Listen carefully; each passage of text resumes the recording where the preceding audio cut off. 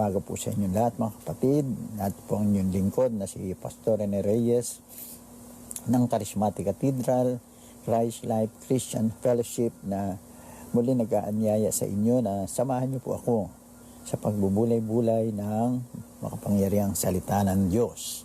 Ang ating pong pagbubulay-bulayan ay mula sa aklat ni Jeremias, Kabanatang 9, talatang 23 hanggang talatang 24. Ganito po ang sinasabi: huwag ipagmayabang ng matalino ang kanyang karunungan o ng malakas ang lakas na kanyang taglay. Niya ang yaman ang kanyang kayamanan. Kung may nais magmalaki at ipagmalaki niya ay ang pagkakakilala at pagkaunawa sa akin, sapagkat ang aking pag-ibig ay hindi nagbabago. Makatarungan at matuwid ang mga ginawa ko. Ito ang mga bagay na nais ko. Purihin ang Panginoon. Ang ating pong paksa ay pinamagatan kung ang ugat ng kasalanan na pagmamataas. Purihin ang Diyos na buhay. Natatandaan ba ninyo ang higanteng si Goliath? Yung nilabanan ni David bilang isang batang pastol. Mababasa po ninyo ito sa unang Samuel, Kabanatang 17, talatang 1 hanggang talatang 50. Akala po ni Goliath hindi na siya magugupo.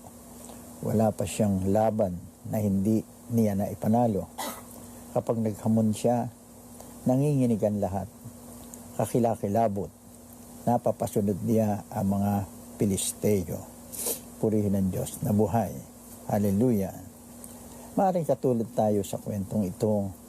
Isa na tayo sa tila ba pinakamalakas na tao, tila ba tayo'y pinakamayaman. Hallelujah. Pinagmamalaki natin ang ating karunungan. Tayo'y maganda, may sinasabi sa buhay. Tayo'y sikat. Hallelujah. Makapangyarihan po tayo dahil may sinasabi tayo sa mundo. Hallelujah. Ang pagmamataas po ang ugat ng lahat ng iba pang kasalanan ni David. Sa pagmamataas, naging demonyo ang demonyo. Ang pagmamataas ang nagbibigay daan sa bawat masamang hiling. Ito ang kabuuan ng kalagayan ng pag-iisip na laban sa Diyos. Sa pamamagitan ng pagmamataas, nawala nila Eva at Adan ang ganap na pakikiisa sa Diyos. Ang pagmamataas din natin ang naglalayo sa atin mula sa Diyos. Inaakala natin na napakalakas na natin o makapangyarihan o napakarurunong, kaya di na natin kailangan ng Diyos. Palaban na, nakaamba ang kamao natin sa Kanya at itinatayo natin ang ating mga sarili bilang sarili nating Diyos.